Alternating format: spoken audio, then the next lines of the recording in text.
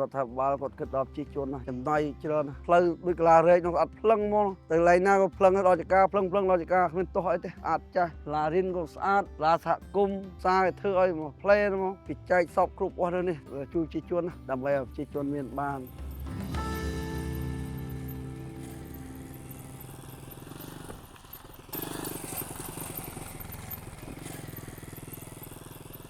មានតោមួយមានលុយ30មើលខេមុនបងទៅម្នាក់ឯង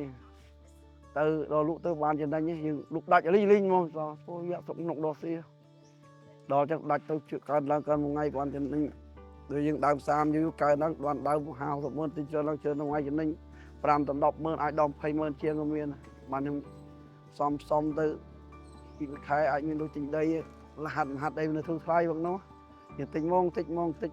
បានរហូត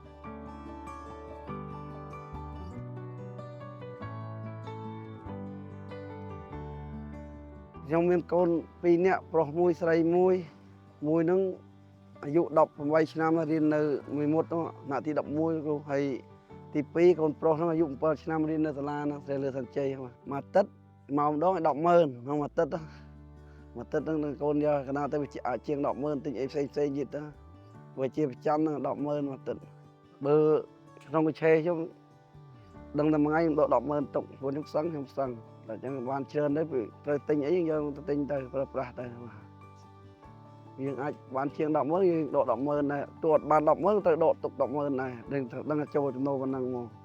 ជាប្រចាំចឹងមក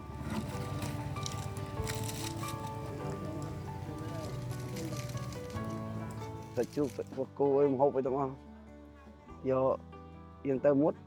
យកមកអត់ទាន់ពេលលក់ដល់ចឹងយកកវៀនចិត្តថាចង់គ្រប់មុខមករបស់ហូបយកមកដល់ពេលខ្ញុំដាក់រៀបចំលើក្រែហ្នឹងថារបស់ដែលយើងមានមិនសពមុខទុកហ្នឹងសពមុខតិចចឹងជុំមកលើក្រែហ្នឹងទៅហើយបញ្ញាប់ទៅលក់តាមភូមិតាមផ្លូវបញ្ញាប់បញ្ញាល់ហ្នឹងឲ្យទាន់ពេលដែលគេត្រូវការហូបហើយដល់ពេលថ្ងៃម៉ោង10បើដល់10យើងមកសម្រាប់សារៈហើយកន្លះម៉ោងដេកបន្តិចសិនហត់ដែរដេកប្រហែលកន្លះម៉ោងឡើងមករូលស្បែកគូអីដាក់ស្បែកគូពុះគូលាងដាក់ស្ងោរអញ្ចឹងហើយប្រហែលជាម៉ោង3ឬក៏ម៉ោង4នឹងឆ្អិនអស់ចាប់បានរៀបចំវិខ្ចប់ឲ្យដាក់តាមឆេទៅទៀតទុកផ្ទះខ្លះអញ្ចឹងទៀតហ្នឹងអ្នកខ្លះមកផ្ទះជូកផ្ទះទៅជូកខ្ញុំដាក់នៅតាមឆេទិញតាមឆេទៅដល់ម៉ោង6ល្ងាចអញ្ចឹងខ្ញុំមកចូលផ្ទះវិញដល់ចូលផ្ទះវិញទៅគេមកទិញដល់ហ្នឹងម៉ោងវគ្គហ្នឹងដល់ម៉ោង9ម៉ោង10យប់អត់លែងមានលុយទិញដែលទិញហូបអីហូបមកវិការមកអីយប់អីចឹងមានផ្ចាំមកហូប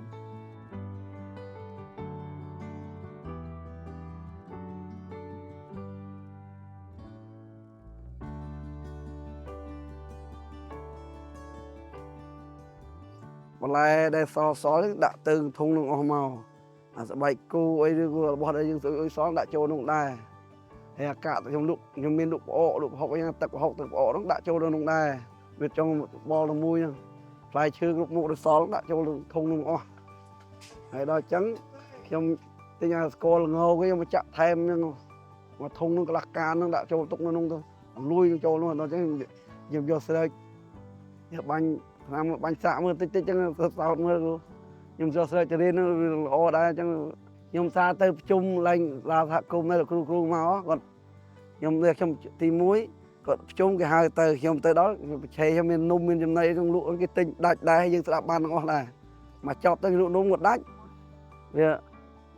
យើងក៏ចេះពីគេមកដែរចំណុចទាំងអស់ហ្នឹងសម្រាប់តែងមេឃស្វាយចន្ទីតែងមេឃរៀនគេផ្លែទាំងអស់យើងអាចចេះ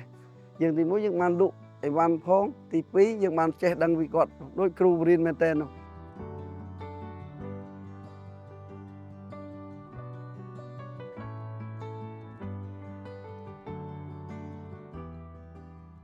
ដីហ្នឹងបើដី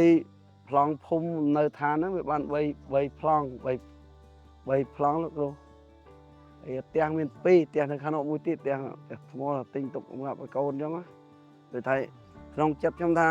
ខ្ញុំសុំថាទិញដីផ្សារជាតិទិញដី5ហាត់បានហើយដល់ខ្ញុំបានលើសទៅខ្ញុំលក់ដី1ហាត់ទិញផ្ទះថ្មទៅឲ្យកូនចែកកូនហ្នឹង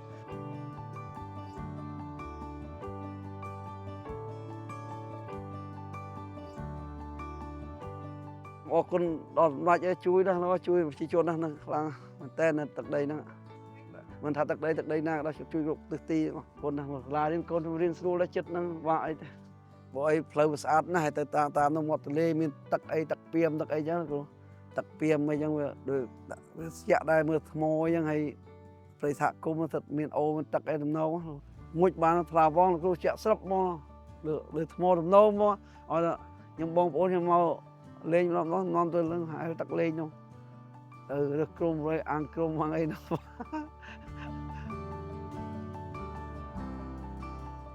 trong cái đó thằng bao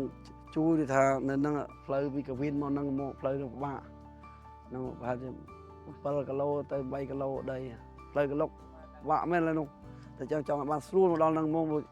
trên này nó sát ổ rồi liền hơn ra nơi bạn tích trong toàn hào cho các bạn tao nó bạn xuống khi chuồn nó nên trên châu là màu ấy chắc trong cái ban phun nó cái đôi phun thang sen san nó bờ đây chuồn nó bọt đấy bạn trong trong ó